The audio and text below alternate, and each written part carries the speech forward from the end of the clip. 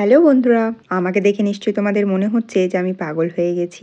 দাঁড়াও দাঁড়াও, আমি যাব একটা জায়গায় ঘুরতে, আর আমাকে এখন রেডি হতে হবে, কিন্তু মুখের অবস্থা অনেকটাই ড্যামেজ। তো চলো আমি তোমাদের সাথে শেয়ার করি যে আমি কিভাবে রেডি হচ্ছি। প্রথমেই দেখো, আমি সিরাম লাগিয়ে নিচ্ছি।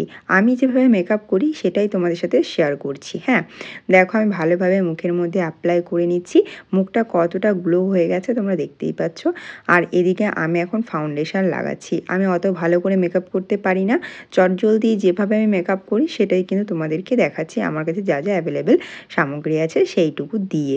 দেখো চোখের নিচেটা অনেকটাই কালো লাগছিলো, তো সেখানে একটু ফাউন্ডেশন দিয়ে ভালোভাবে ব্রাশে করে সেটা ব্লেন্ড করে নিচ্ছি। মুখে কোনো রকম অতটা দাগ নেই, যার জন্য কিন্তু ভালোভাবে ব্লেন্ড হয়ে যাচ্ছে।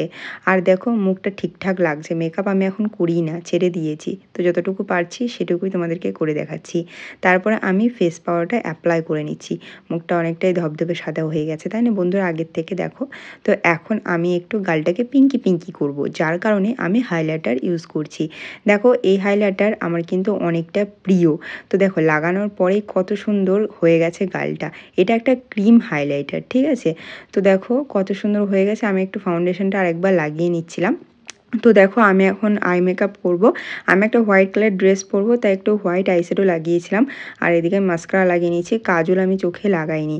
এদিকে আমি লিপস্টিক পরেছি, কিন্তু লিপস্টিকটা আমার ভালো লাগছিল না, যার কারণে লিপস্টিকটাতে আমি একটু ফাউন্ডেশন অ্যাপ্লাই করে অন্য একটা কালার এনেছি, সেটা নিউড কালার আর কি। এরকম হ্যাক তোমরাও কিন্তু ব্যবহার করতে পারো।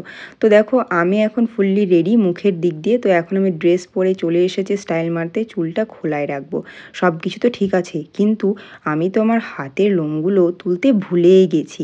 এবারে কি হবে, এত লোম নিয়ে তো আর বাইরে যাওয়া যায় না, আর আমার হাতেও অনেক কম সময় আছে। তো আমাকে এই টাইমের মধ্যেই কিন্তু হাতের লোমগুলো তুলে পরিষ্কার করে নিতে হবে। তো এই অবস্থায় আমি ব্যবহার করব নিউড হেয়ার রিমুভাল ক্রিম। তো এটা অতি সহজ ব্যবহার করা, যার জন্যই কিন্তু আমি এটা চুজ করেছি।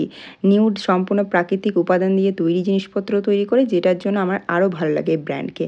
দেখো প্রথমে আমি হেয়ার রিমুভাল ক্রিমটা পেয়ে গেছি, তার সাথে একটা ব্রাশ পেয়ে গেছি। হাতে দেখো আমার কত লোম রয়েছে, তোমরা দেখতে পাচ্ছ।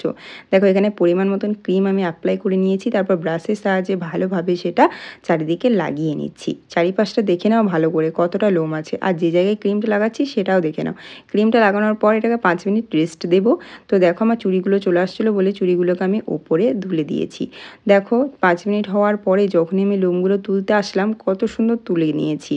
দেখো কত সুন্দর সব লোম পরিষ্কার হয়ে মসৃণ হয়ে গেছে। আমরা হেয়ার রিমুভের ক্ষেত্রে যদি রেজার ইউজ করি, তাহলে দেখবে বারবার রেজার ইউজ করার ফলে জায়গাটা অনেকটা ডার্ক হয়ে গেছে।